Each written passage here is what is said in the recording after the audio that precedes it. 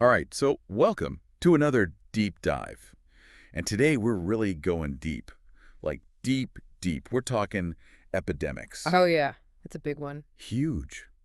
We're going to look at what causes them, how they've shaped history. I mean, the Black Death. Oh, yeah, for sure. Yeah. And then, what role could technology play in preventing, well, the next big one?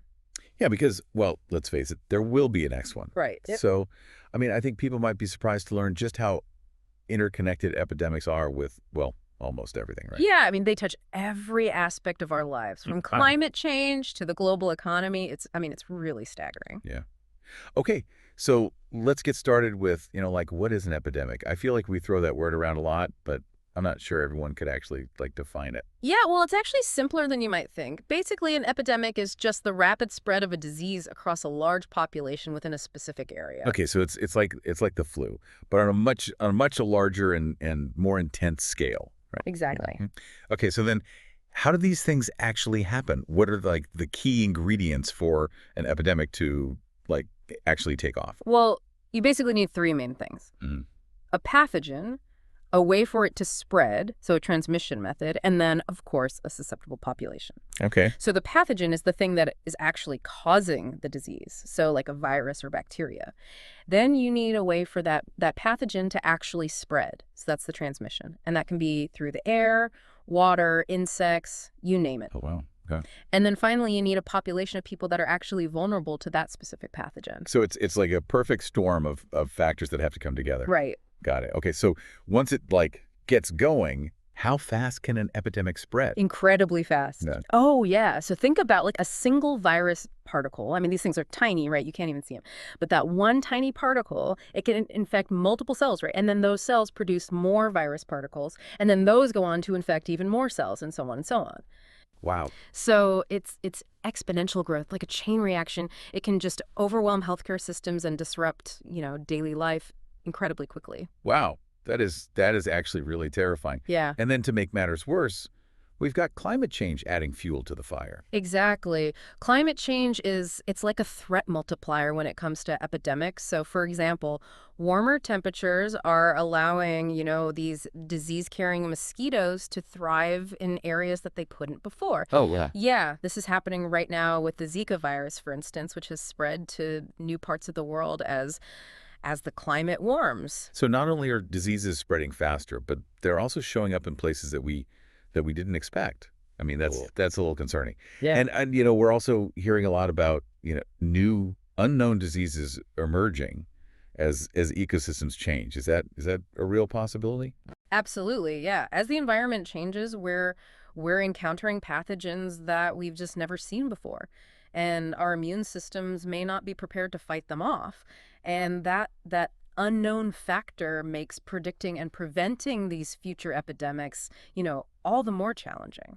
Okay, so we've got these pathogens spreading so rapidly, Yeah. and then climate change is creating like ideal conditions for these outbreaks, and then we've got this potential for like brand new diseases just popping out. Yeah. It's a pretty grim picture, honestly. Yeah. But I mean, we've dealt with some pretty devastating pandemics before. So, I mean, like, what can we learn from history? Well, I mean, history is full of examples of how epidemics have actually shaped, societies. The Black Death, for example, the Like, bubonic plague, wiped out a third of Europe's population in the 14th century. oh, One out of every three people. Imagine that. oh my gosh. Yeah. And then there's the Spanish flu, which infected, I mean, a third of the world's population in the early 20th century and caused something like 50 million deaths. Wow, those numbers they're just mind-blowing. And of Yeah. course, we can't forget COVID-19. I mean, that's still so fresh in all of our minds. It feels like these pandemics have had a profound impact, not just on our health, but on everything, like from the economy to social interactions. Yeah, for sure. I mean, COVID-19 really exposed how fragile our global supply chains are. Remember all the empty shelves at the grocery store? Yeah, I do. Yeah, and the economic fallout, from that is still being felt today.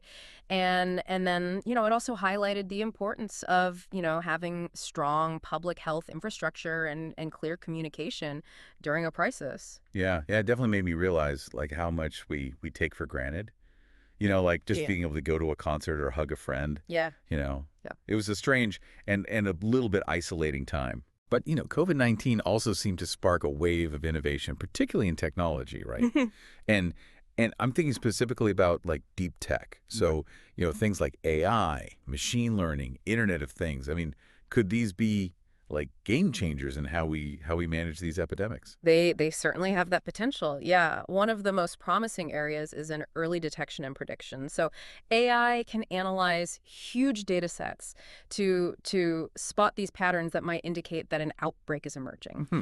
So imagine a system that could, I don't know, scan news articles, social media posts, even weather data Wow. to identify a potential threat before it becomes widespread. I mean, that's the kind of power we're talking about here. So it's almost like having this like global early warning system for diseases. Exactly. That's amazing. Yeah. Okay, so once an outbreak is detected, how can we use technology to like contain it? Well, we've already seen contact tracing apps. During COVID-19, these apps, they helped track the spread of the virus and notify people that may have been exposed. Yeah. Real-time data analysis can also help officials make informed decisions about, I don't know, lockdowns, travel restrictions, how to allocate Ooh, resources. right, right. Makes sense. And of course, we can't forget about developing these vaccines and treatments. Right. How can deep tech accelerate that process? Well, AI and machine learning are really revolutionizing drug discovery. Really? Yeah. So these technologies can analyze complex biological data to identify, potential drug targets and even predict how effective different treatments will be. So, this could drastically shorten the time it takes to develop these life-saving medications. So in a sense, it's almost like deep tech could help us get ahead of the curve instead of always playing catch up. Right, exactly. That's a really hopeful thought. Yeah.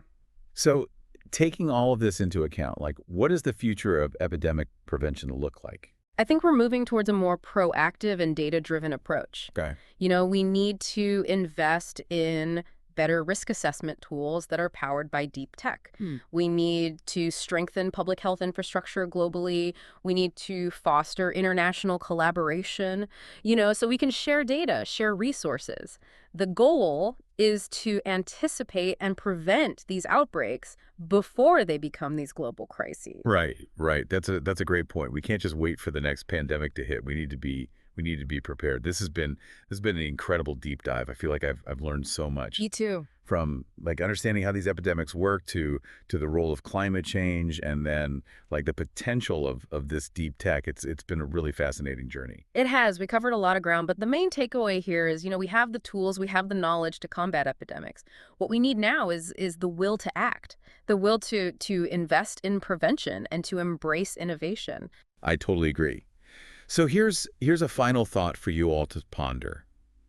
If technology can give us this heads up, about potential outbreaks, will we be ready to actually act on that information and prevent another global health crisis? Good question. Yeah, the big one. And one that I think we all need to consider. Yeah. Thanks for joining us for this deep dive into the world of epidemics. We'll see you next time for another fascinating exploration. Yeah. See you then.